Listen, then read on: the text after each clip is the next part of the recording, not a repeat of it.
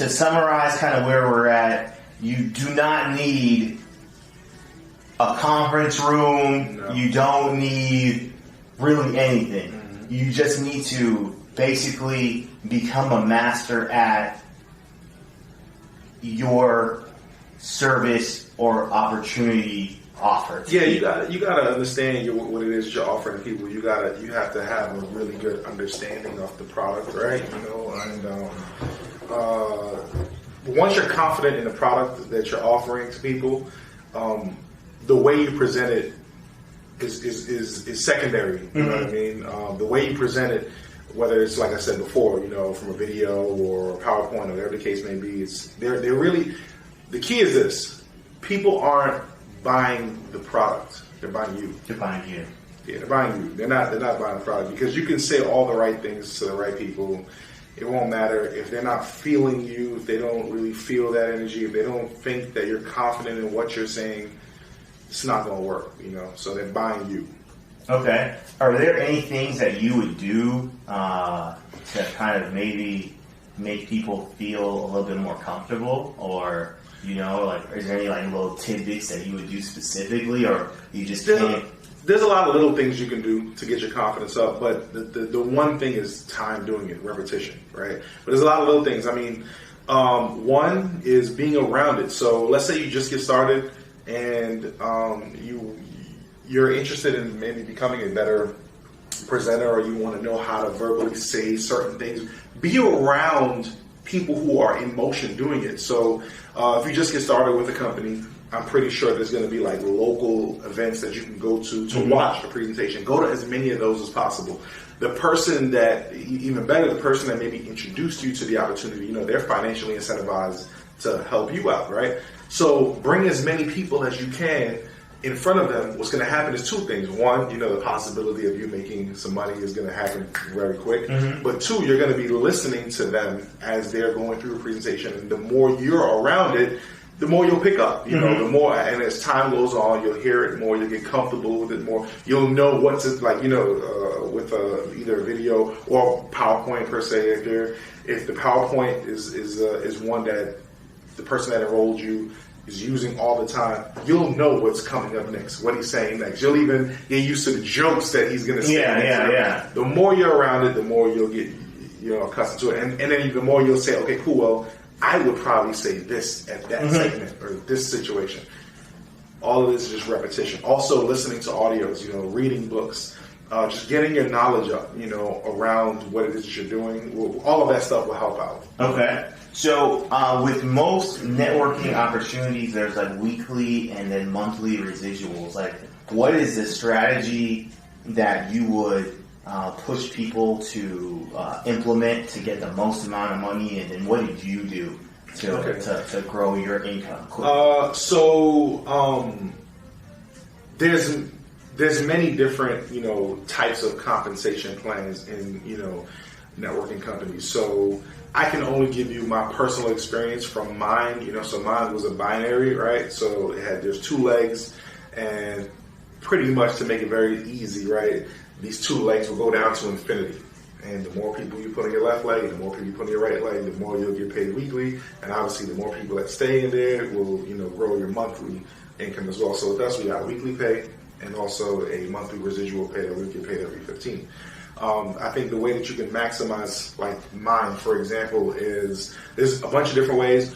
What I ended up doing was I had one leg that had some momentum. So I pretty much just kind of assisted that momentum any which way I can, so that when I wanted to jump over back on this side and started to build this organization over here, I didn't have to worry about this side because it already caught momentum and it was growing, whether I did anything over here or not. So me putting all my efforts over here, I was really maximizing the binary, because now all of the effort that I had over this was already rolling, moving, going. This over here now, I'm putting forth the momentum and energy and effort, and it started to, pretty much match up. That way now I'm maximizing all of my weekly bonuses, and then as time went on, I started maximizing my monthly bonuses. So that was a sacrifice, though. So you basically made a sacrifice in the beginning to make one side stronger. than to try to even them out. A little bit, yeah. I'll say definitely. There was a sacrifice, right? Because with the binary, the way how these companies, especially like mine, the way they make it fair is you can't just have one part of the organization rocking and then you get paid off of that, because that just wouldn't make it fair to everybody else. The way to make it fair is they put you in a position where you have to go do something. So if you did have an organization that was rocking on one leg, you got to go out there and put forth that effort over here. So if you only got one side rocking over here, but you're not doing nothing on this side, you are taking a sacrifice because you're not necessarily getting paid as much, right? So yes, definitely take some time out to maybe take a sacrifice to build some momentum on one leg, just so that you could jump over on this side and then start to develop that momentum on this leg. To go even deeper into that, I don't know if if we should touch on this now or later, but there's things that happen in your organization when you do that from a personal standpoint, right? So now, if you get started today, you put somebody in your organization, they go on this side, and for whatever reason, they're having success. They are rocking, right? They're putting in people, tons of people every day. What happens now is you, as the person who put them in, you might not be getting as much recognition as the person that you put in. That person is getting all of the love because they're getting a lot of results in right now. I've seen so many times where people they let that affect them. And they start to subconsciously sabotage their own organization because they can't take the fact that somebody that they put in is having more success than they are. I mean, I could go on about that.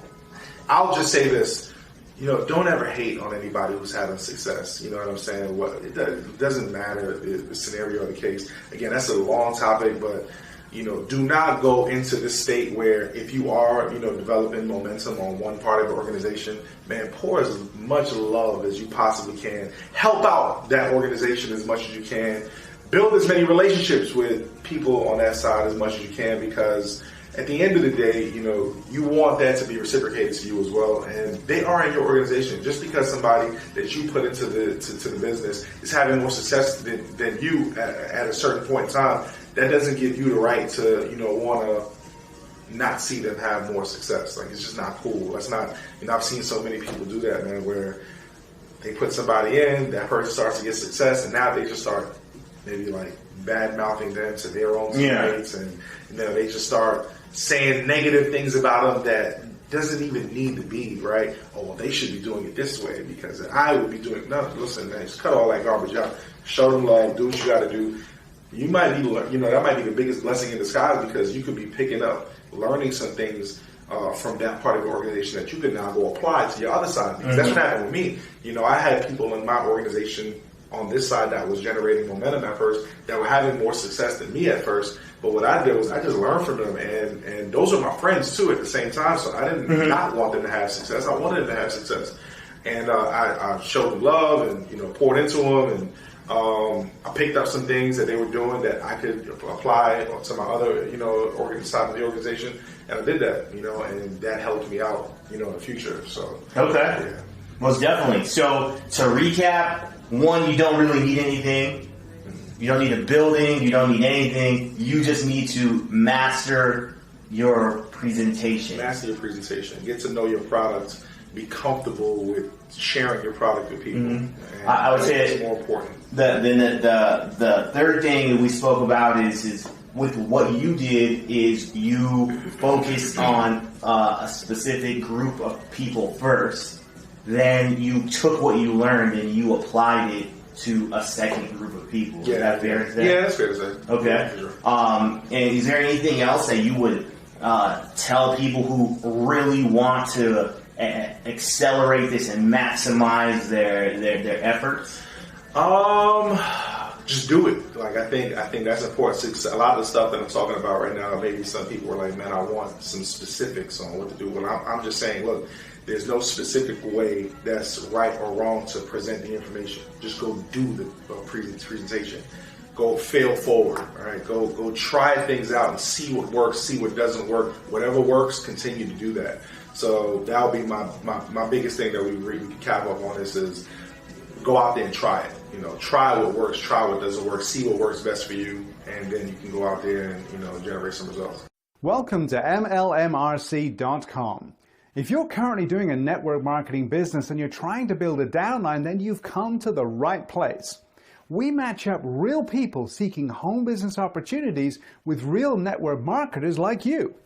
We've helped hundreds of network marketers just like you to quickly build their downlines. Now let us help you. We have many registered prospects who are ready to join the right network marketing opportunity like yours. So our goal is to help you build your downline fast, regardless of which network marketing company you're with. Our fully automated recruiting system works with any network marketing company, such as Amway, Herbalife, Mary Kay, Avon, Nu Skin, or any MLM company in which you need to recruit and build a downline. Our automated recruiting system will do all the hard work of finding quality new members to join your downline. Our system will work around the clock to build your downline for you. All you do is sit back, relax, and watch your downline grow. Now we can help you to build your downline fast, easy, and achieve the success you want. On this page, you'll discover how we can help you to immediately add dozens of new members to your team. So take a few minutes to review the information on this page, and let's work together to get you all the downline members you want in the next few weeks. Thank you.